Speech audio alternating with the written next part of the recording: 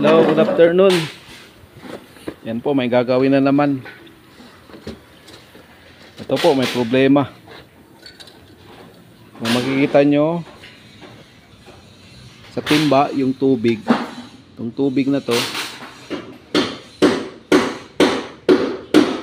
ito tubig galing sa radiator.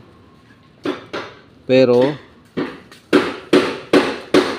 kulay green, oh. Tapos may halong kalawang. So yung green na yan, diesel yan. Ibig sabihin yung diesel pumapasok sa cooling system. So ang problema dito sa 6M70, dumating to kahapon. Yun nga, may problema. 6M70 po to. Naglagay na ako ng pressurized hose dito sa return dahil baka akala ko na may problema lang yung kwan, may problema lang yung return, pero buo siya. So ngayon nag-decide ako na baklasin ko na lang tong cylinder head.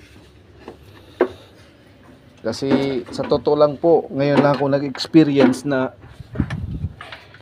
yung fuel ay pumasok sa cooling system. Maraming beses na ako naka-experience ng contamination ng mga ng mga langis, dilution, yung fuel na hahalo sa engine oil, yung mga dilution na sinasabi. So ito ibang klase rin to.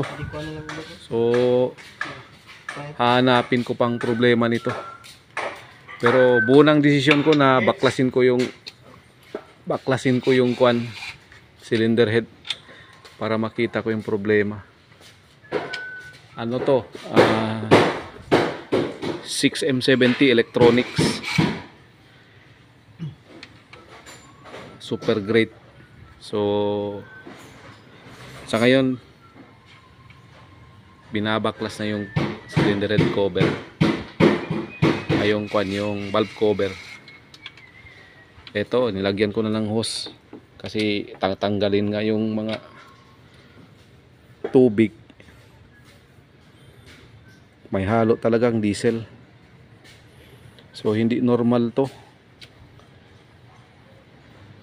Yun lang ang problema, hindi ko pa alam kung saan.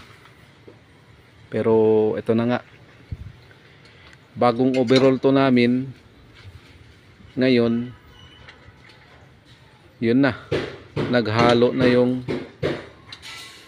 fuel sa cooling system.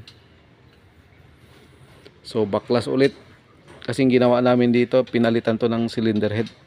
So possibility na baka may crack yung cylinder head, ewan ko, mga ganun mga senaryo. So baklasin to ulit para makita talaga kung anong problema. So hanggang dito lang siguro ang kwan ko. Ipaparto ko pa to para updated na lang kung anong problema dito. Comment na lang po kayo, kasi kung may mga experience po kayo na ganito rin, i-comment nyo na lang. Tulong-tulong na lang tayo sa group natin, yung mga mekaniko. Comment na lang po kayo. Pag nakuha ko to, i-video ko talaga to na kung ano yung naging problema. So maraming salamat po, at hintayin nyo yung part 2 nito, yung binaklas talaga, yung angat talaga yung cylinder head. Ngayon yung assistant ko, na to, tatanggalin na talaga to. So hanggang dito na lang, at maraming salamat po, at God bless po sa trabaho natin. Salamat po.